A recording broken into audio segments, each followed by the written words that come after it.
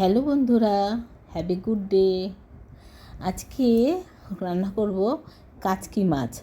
কাচকি মাছের ঝাল চচ্চড়ি টাইপের, মানে জল টল কিছু পড়বে না, শুধু মাছের নির্যাস এবং পেঁয়াজ রসুনের নির্যাস দিয়েই মাছটা কুক হবে। আর এটা কোনো ভাজাভাজি বা কোনো ব্যাপারটাই থাকবে না। আসুন আমরা দেখে নিই কীভাবে মাছটা রান্না করব। প্রথমে আমরা কাচকি মাছ নিয়ে নেব। কাচকি মাছ কিন্তু খুব ভালোভাবে ধুতে হয়, যদিও খুব ভালোভাবে কিন্তু আমি এখানে আপনাদের ধোয়া দেখাচ্ছি না। আচ্ছা, আপনারা কিন্তু স্কিপ করবেন না, হ্যাঁ। এই যে আমি অনেকটা ধোয়ার পরই থেকেই দেখানো শুরু করছি, আপনারা কিন্তু স্কিপ করবেন না। আর লাইক, কমেন্ট, সাবস্ক্রাইব যারা করেননি তারা অবশ্যই সাবস্ক্রাইব করবেন, আর যারা সঙ্গে আছেন তারা আমার সঙ্গে আরও আরও আরও বেশি করে থাকবেন। এই যে দেখুন, মাছটাকে ধুয়ে জল ফেলে দিচ্ছি। তবে মাছটা কিন্তু এর আগে আমি অনেকবার ধুয়ে নিয়েছি, কেননা কাচকি মাছে কিন্তু অনেকটা ওই আঁশ জাতীয় ময়লাগুলো থাকে।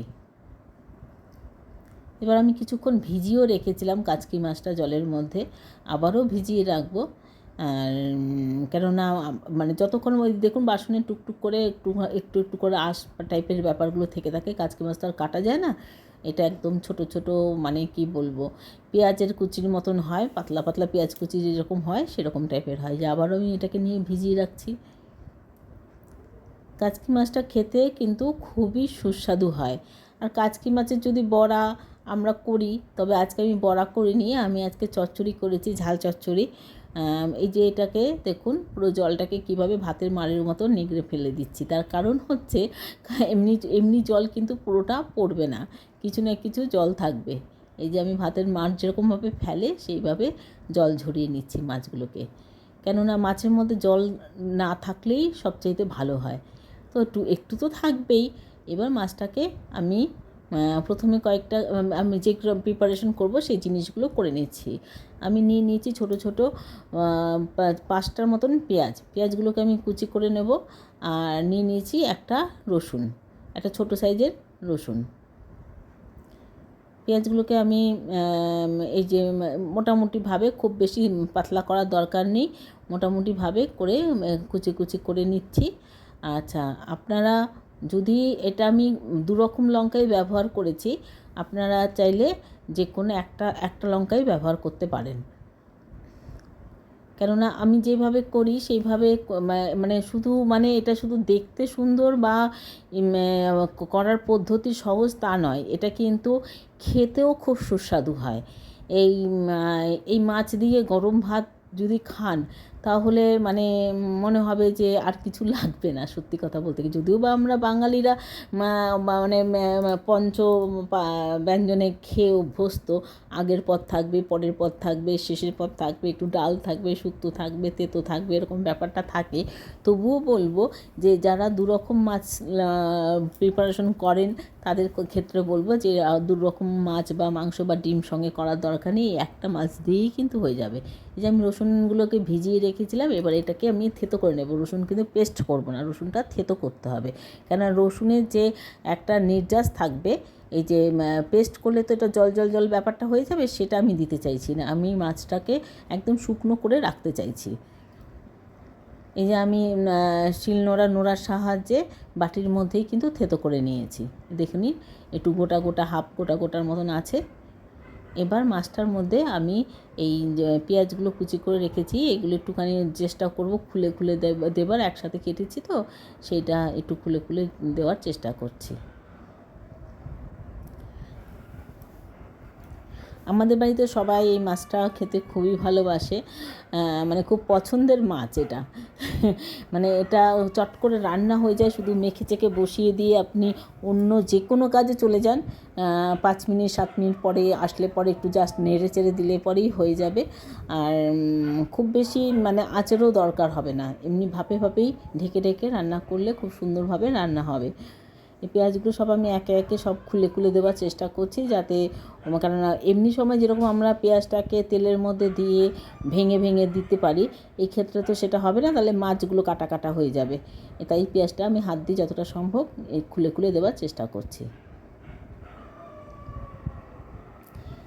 দেখতে যতটা স্পাইসি হয় ততটা কিন্তু খেতে স্পাইসি নয়, কেননা আমরা তো এগুলো পাতে অল্প নেব, এটার মধ্যে কোনো ঝোল নেই, কিছু নেই, শুকনো খাবার। আমি ওই যে থেতো করা রসুনটা দিয়ে দিলাম। এবার দিয়ে দেবো হলুদ আর লঙ্কার গুঁড়ো আর নুনটা কিন্তু বুঝে দেবেন। ও বাদিকে আবার দিকে কিন্তু চা করা হচ্ছে, 2 কাপ চা।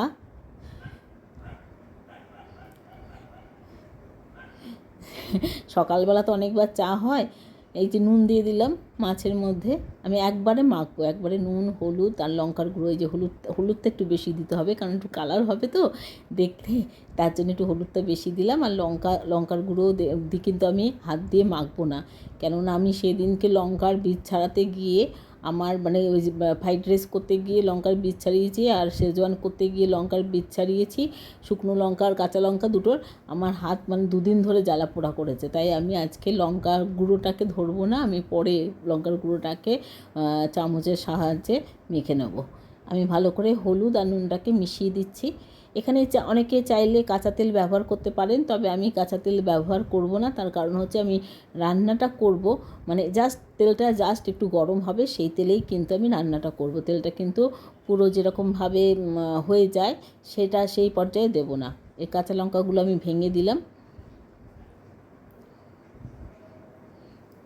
আমি কাঁচা লঙ্কা দিয়েছি, আবার শুকনো লঙ্কার গুঁড়োও দেব।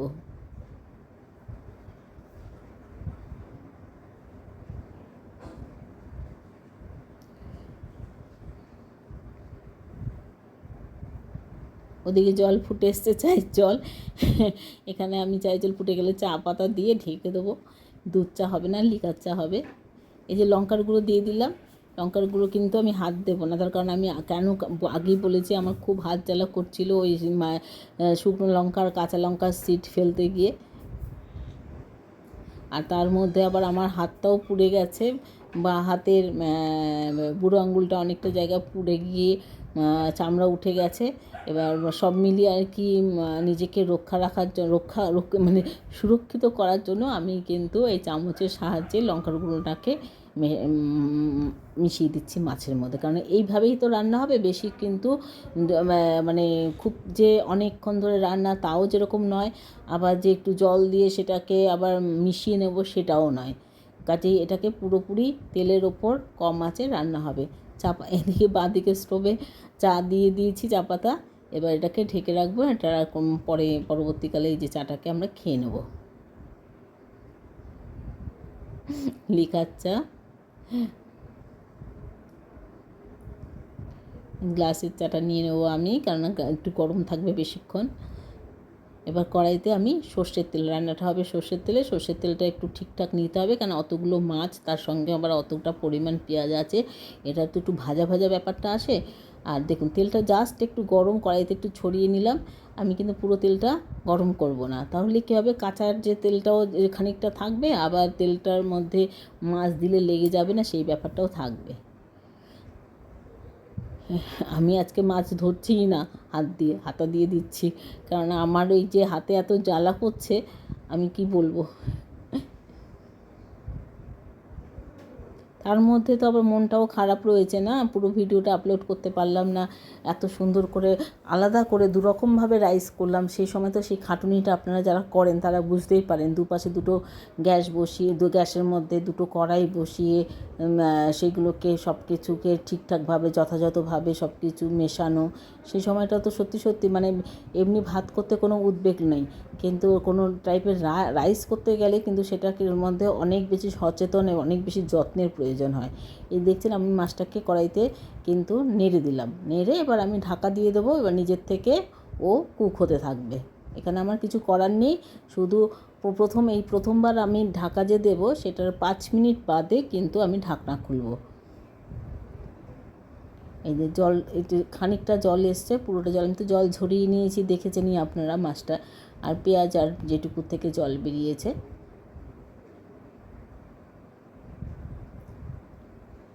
পুরো ঘড়ি ধরে আমি 5 মিনিট বাদে এই ঢাকনাটা খুললাম, খুলে এটা নেড়ে দিচ্ছি, আবারও ঢাকা চাপা দেব।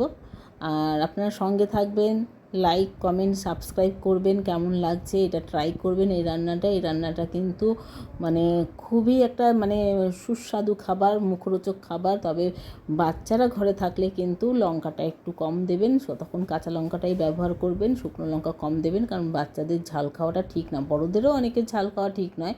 এই যে বারবার করে 2 মিনিট 5 মিনিট বাদে বাদে আমি এই যে নেড়ে দিচ্ছি, কেননা একটু নাড়তে হবে, যেহেতু জল যাবে না। আপনি যে এটাকে ধরে অন্য মানে বসিয়ে রেখে দেবেন সেই জায়গাটাতে নেই, এটা সেদ্ধ হওয়ার নেই, এটা ভাপে ভাপেই সেদ্ধ হবে মাছটা। প্রায় হয়ে এসছে। এই যে তলাটা যখন এরকম মানে লেগে যাওয়া ব্যাপারটা থাকবে, এটা কিন্তু মাছটা যে ধরে গেছে তা নয়, কিন্তু এটাই কিন্তু আসল টেস্ট। এই যে দেখুন মাছটা যে লাল লাল ব্যাপারটা যে ধরে ধরে এসছে, মশলাগুলো যে পুরো পেকে গেছে, মশলাগুলো পুরো মানে হয়ে গেছে কুক, সেটাই বোঝা যাচ্ছে। আমি এই পর্যায়ে কিন্তু মাছটাকে নামিয়ে ফেলবো, গ্যাসটা বন্ধ করে দেবো। এবার কেউ যদি চান এর মধ্যে ধনেপাতা বা গার্নিশের জন্য পেঁয়াজ অ্যাড করতে পারেন, আমি কিছু করব না, সামান্য একটা ধনেপাতা দিয়ে এটাকে সার্ভ করব। দেখে নিন, গরম ভাতে দুপুরবেলা পাতের মধ্যে এটা যখন দেবেন, তখন কিন্তু অবশ্যই প্রথমে ডাল শুক্তো ঝাল যা খাওয়ার খাবে, এই মাছটা যখন দেবেন তার আগে কিন্তু ভাতটা কিন্তু গরম দেবেন। তারপর দেখুন কিভাবে বড়রা বাচ্চারা চেটেপুটে খাচ্ছে।